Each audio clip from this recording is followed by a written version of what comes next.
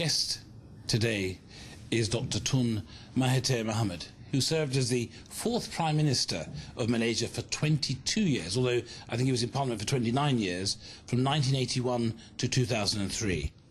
One of the longest serving leaders in Asia.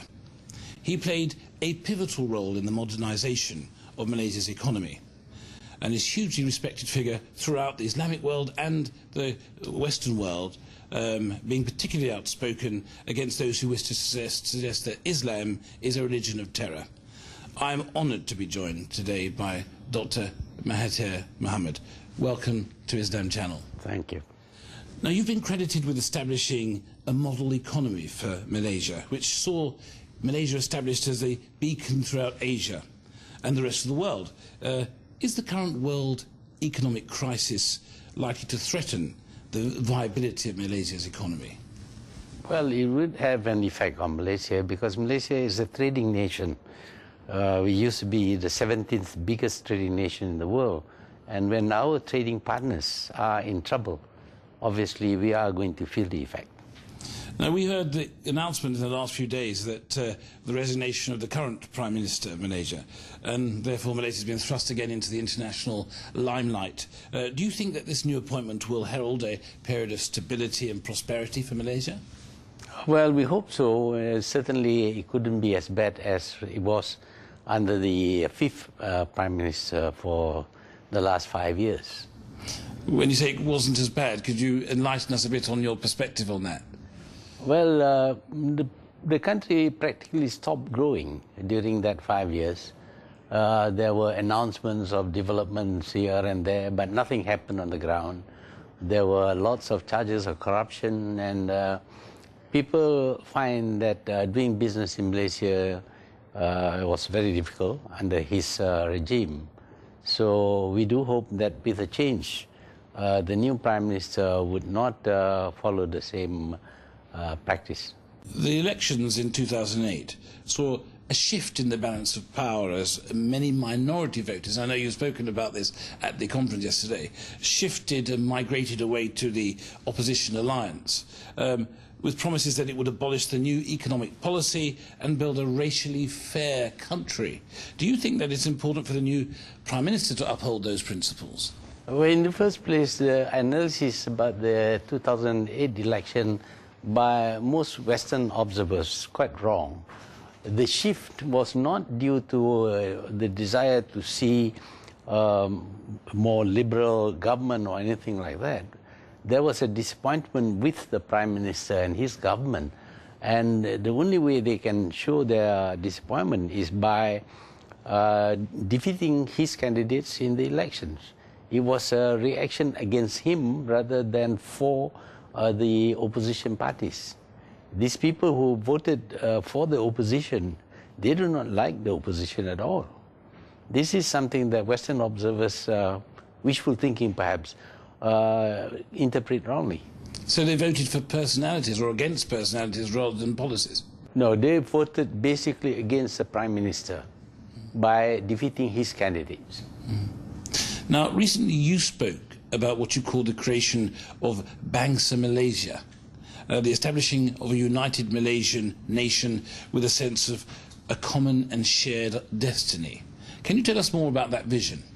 We had always wanted to create a nation with one identity because we are a multiracial country, and we preserve the ethnicity of these races.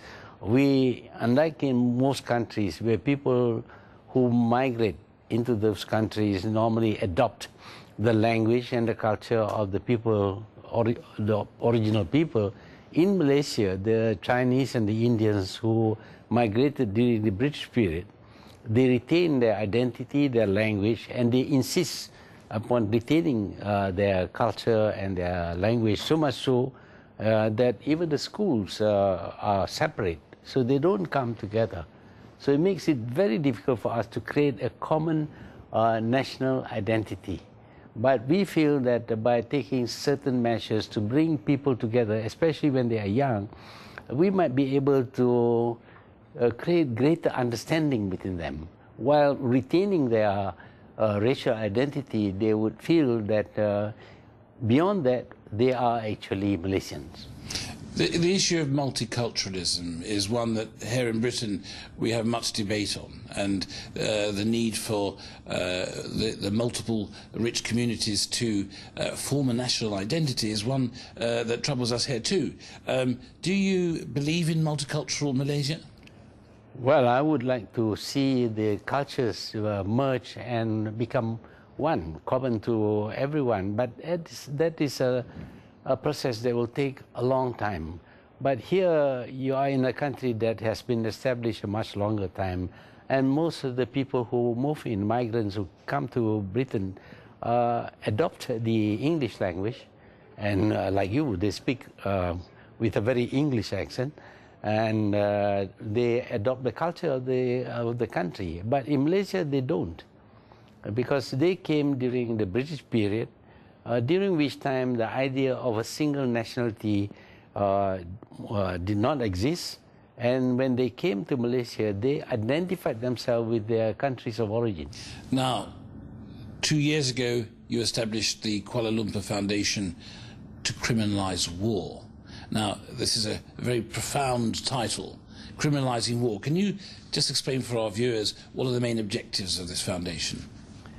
Well, perhaps when you hear about it, you'll feel that this is a ridiculous idea, that war should be criminalized, because war has been around for 7,000 years, and that's the way most groups of people or nations settle their problems.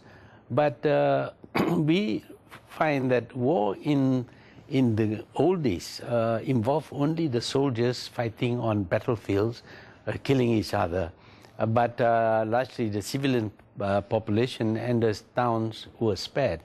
But today's war involves the whole country. The whole country becomes a battlefield, and there is nobody who is going to be exempted from the killings that will go on.